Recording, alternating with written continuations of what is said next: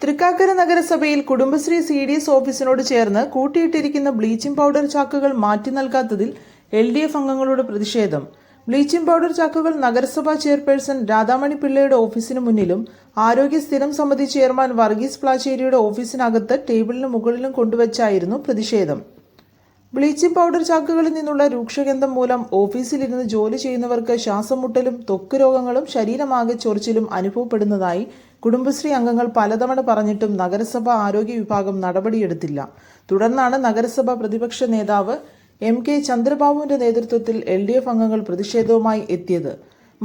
തൃക്കാക്കര മുനിസിപ്പാലിറ്റിയിലെ ഹെൽത്ത് വിഭാഗവുമായി ബന്ധപ്പെട്ടുകൊണ്ട് ഒട്ടനവധി പരാതികളാണ് നമ്മുടെ തൃക്കാക്കര മുനിസിപ്പാലിറ്റിയിലെ 43 ഡിവിഷനിലും ജനങ്ങളും ഉന്നയിക്കുന്ന വിഷയങ്ങളും ഒരു പരിഹാരം കാണാൻ സാധിക്കാത്തൊരു മുനിസിപ്പാലിറ്റിയാണ്. പ്രത്യേകിച്ച് ഹെൽത്ത് ചെയർമാന്റെ അലംഭാവം.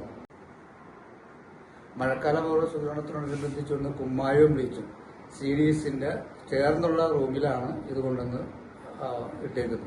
അത് മഴ പെയ്തുകൊണ്ട് നനഞ്ഞ് കുതിർന്ന് അവിടെ ഉള്ള കുടുംബശ്രീ പ്രവർത്തകർ ആരോഗ്യ പ്രവർത്തകർക്ക് ഇരിക്കാൻ പറ്റാത്തൊരവസ്ഥയാണ്. ഈ മഴക്കാല പൂർവ്വ ശുചീകരണവുമായി ബന്ധപ്പെട്ടുകൊണ്ട് പ്രതിരോധത്തിന് വേണ്ടി, അതായത് പകർച്ചവ്യാധി തടയാൻ കൊണ്ടുവന്ന സാമഗ്രികളാണ് നശിച്ചു പോയത്.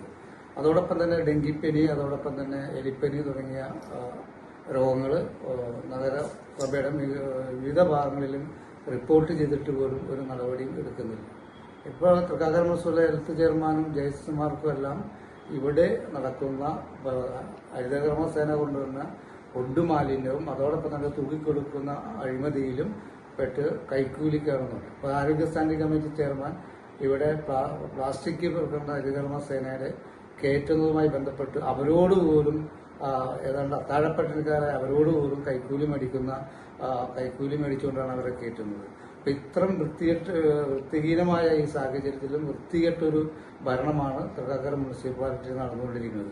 അപ്പം ജനങ്ങളോട് ഉത്തരവാദിത്തം ഒന്നും കാണിക്കാത്ത, പ്രതിബദ്ധത ഇല്ലാത്തൊരു ഭരണമാണ് നമ്മുടെ തൃക്കാക്കര മുനിസിപ്പാലിറ്റി UDFന്റെ നേതൃത്വത്തിൽ ഭരിക്കുന്നത്.